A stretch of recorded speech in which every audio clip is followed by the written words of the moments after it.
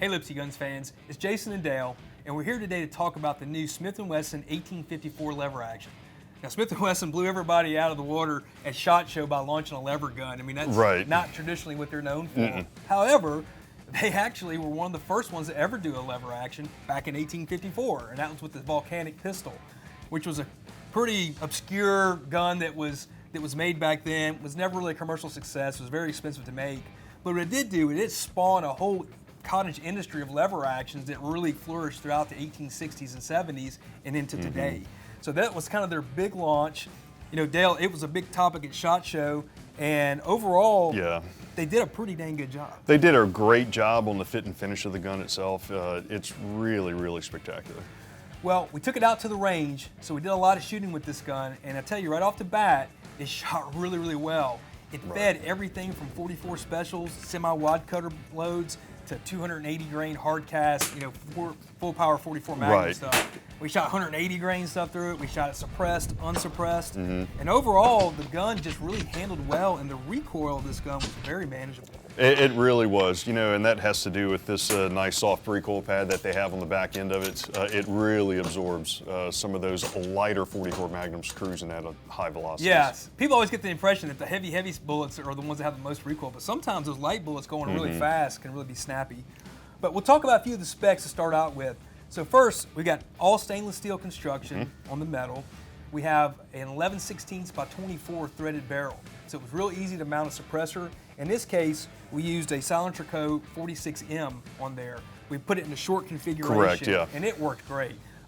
Still very quiet, even with supersonic ammo through it. We didn't shoot it through the long configuration, but it didn't mean that much more quieter. Exactly. But this was a really good setup for a little small handy carbine like this. Sight-wise, we've got a gold bead front sight. Now this front sight base is drilled and tapped into the barrel, so it'd be easy to change down the road. Moving back, you've got a piece of Picatinny rail that you can mount an optic on, and it has an excess rear sight on there. Now for this shoot, we actually used a Trijicon MRO, and it was a perfect fit for this gun. It really was. You know, it balanced really well, and you know, to move out to those further shots, you know, it really worked well. Yeah. Real quick sight picture acquisition. You know, especially for somebody who wants to hunt with this gun, I think that's a great little option right Or a here. tracker style. It just keeps it still light and handy, and it's real easy to handle. So it's really, you don't even really notice the optics on there. Yeah. Going back to the stocks, you got synthetic stocks on here. You've got M-LOK attachments on the front. We actually added a little Surefire scout light on here, which really works great. If you ever wanted to press this gun into a home defense type system, really, this is a pretty optimized setup right here. They did a really good job with the M-LOKs, Dale. Yes. What did you think about them? You know, it makes it really handy at 3, 6, and 9 o'clock positions. You know, it opens a door with all kind of accessories that you can put on the gun. Yeah, and they did a really nice job of keeping it thin and slim right there. A lot of times people want to add attachment points. They bolt the gun up. They make it just kind of take the clean lines out of it. Smith & Wesson engineers did a really nice job of keeping it really clean. And I wouldn't even be surprised if you don't see some aftermarket guys make some kind of coverage where you wouldn't even notice it's there if you don't use it. Exactly.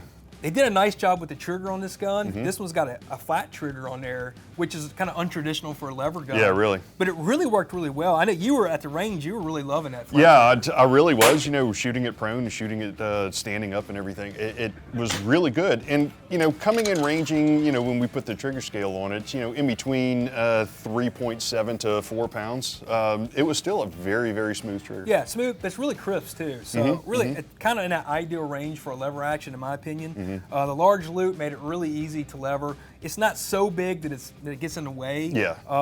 And I find over the years that a pistol grip design tends to handle the recoil of the heavier stuff a little bit better than the straight stock setups. Absolutely. Swivel studs on here. I mean, this gun's really ready to go out of the box. You add a few accessories like the Surefire, the MRO, or the Hybrid 46 on there, and you've pretty much got everything you would need. Yeah, what more can you ask for? Yeah, the great thing too is that all the screw holes for attachments are all the same as the Model in 1894. So there's a ton of aftermarket support out there already. So if you do want to mount a scope on here or a traditional scope, super simple to do. If you want to change the furniture, it uses Model in 1894 furniture. Exactly. So there's a lot of versatility here, and I really think Smith & Wesson did a nice job out of the box with this gun. So the one feature that we really haven't talked about is the magazine tube. So the magazine tube has an actual tube that comes out for easy unloading. It's a 9-round capacity, and of course you can still unload it the traditional lever action way.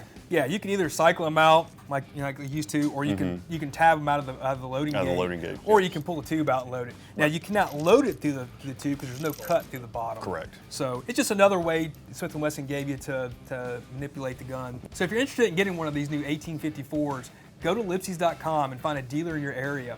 Now these are brand new. They're white hot right now. It was one of the big talks at the SHOT Show. So get it on order with your dealer. Smith & Wesson's going to start delivering these really soon, and go check it out. I think you're really going to like it. Until next time, aim higher.